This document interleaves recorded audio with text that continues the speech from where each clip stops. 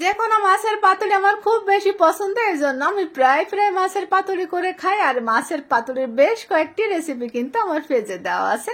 আর আজকে শেয়ার করব মলা মাছের পাতুরি। মলা মাছের পাতুরি রান্না করার জন্য কিছু গোপন টিপস আছে, তো টিপস গুলো জানতে হলে পুরো ভিডিও জুড়ে থাকতে হবে। আসসালামু আলাইকুম, কেমন আছে সবাই? আশা করি সবাই ভালো আছো। আলহামদুলিল্লাহ আমিও আল্লাহর রহমতে ভালো আছি। তো চলো শুরু করি। এখানে আমি ধনে আর জিরা নিয়েছি 1 চামচ করে, আর 3টা নিয়েছি শুকনো মরিচ নিয়ে আমি হালকা একটু টেলে নিব, খুব বেশি কিন্তু এটাকে টেলে নিব না।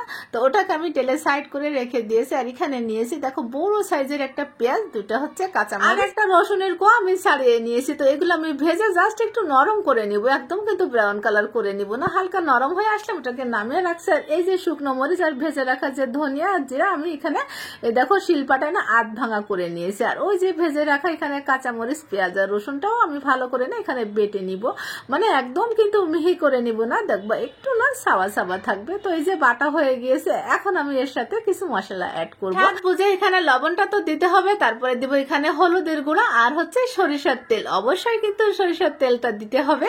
তো দিয়ে আমি সুন্দর করে দেখো সবকিছু আগে মিশিয়ে নিয়েছি। এর সাথে আমি এই যে মলা মাছগুলো আগে থেকে সুন্দর করে আগে কিন্তু ধুয়ে পানি ঝরে রেখেছি, তারপর আমি মশলার সাথে ভালো করে না হাত দিয়ে মাখিয়ে নিয়েছি। আর দিয়েছি এখানে লেবুর রস, এই লেবুর রসটা কিন্তু দিতে হবে, এটা কিন্তু একটা টিপস। তো দিয়ে আমি সুন্দর করে এটাকে কিন্তু মেরিনেটে রাখবো 20 মিনিটের মতো। তো ওটা মেরিনেট হতে থাক, আর আমি কিন্তু চলে আসছি ছাদে পুঁই পাতা নিতে। দেখো একদম না লকি পুঁই পাতা আমি বেছে বেছে না ছিঁড়ে নিয়েছি।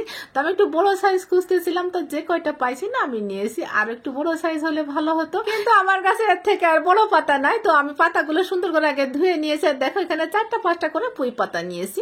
আর ওই যে মলা মাছগুলো মেরিনেট করে রেখেছিলাম না, ওখান থেকে আমি অর্ধেক নিয়েছি। আমি এখানে কিন্তু 2টা পাতুরি করব। আর একটা কাঁচা মরিচ নিয়েছি, আর একটা হচ্ছে নাগা মরিচের অর্ধেকটা দিয়েছি। নাগা মরিচটা কিন্তু অবশ্যই দিবা, দারুণ একটা ফ্লেভার আসবে। আর এই নাগা মরিচ গুলাই কিন্তু বেশি ঝাল না, তবে সুঘ্রাণ না অনেক, যার জন্য না কিন্তু এটা ভালো লাগবে। আর একটা টিপস হচ্ছে অবশ্যই কিন্তু মেরিনেট করে রাখতে হবে 15 থেকে 20 মিনিটের মতো। দেখো 2টা পাতুরি কিন্তু আমি একইভাবে রেডি করে নিয়েছি। আর আমি না সুতা দিয়ে এগুলো বেঁধে নিয়েছি, কারণ কি জানো একটু বড় পাতা হলে না এটা টুথপিক দিয়ে কিন্তু গেঁথে দেওয়া যেত, কিন্তু এটা তো ছোট পাতা, যার জন্য না আমাকে সুতা দিয়ে পেঁচিয়ে নিতে হয়েছে। আর আমি এখানে সরষের তেল দিয়েছি, যখন তেলটা গরম হয়ে গিয়েছে তখন আমি পাতুরি দুটা দিয়ে না চুলার আঁচটা মিডিয়াম টু লোতে রেখে ঢাকনা দিয়ে ঢেকে আমি 8 মিনিট রেখেছিলাম। তো 8 মিনিট পরে কিন্তু বেশ খানিকটা পানি ছাড়ছিল, তারপরে কিন্তু আমি উল্টে দিয়েছি। ঢাকনা দিয়ে আমি 8 থেকে 10 মিনিটের মতো রেখেছিলাম। তারপরে এই যে আমি নামিয়ে নিয়ে গরম ভাতের সাথে পরিবেশন করে নিয়েছি, মানে আমি এখন খাবো। এটা খোলার পরে যে কি সুঘ্রাণ বের হয়েছিল, আমার পুরো ঘরটা না মো করতেছে। আমি তো আর দেরি করতে পারলাম না, এটা খোলার সাথে সাথে তো আমার জিহ্বায় পানি চলে আসছে। আমি 1 টুকরা লেবু আর 1 টুকরা শসা নিয়ে এই যে লেগে পড়ছি খাবো বিসমিল্লাহ বলে। দেখো পুঁই পাতাগুলো একদম সফট না মোলায়েম হয়ে গিয়েছে। আর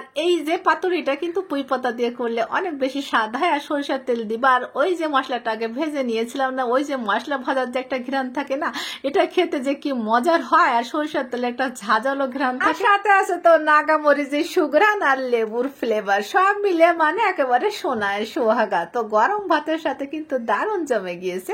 তো আজ এই পর্যন্ত, সবাই ভালো থেকো, আসসালামু আলাইকুম।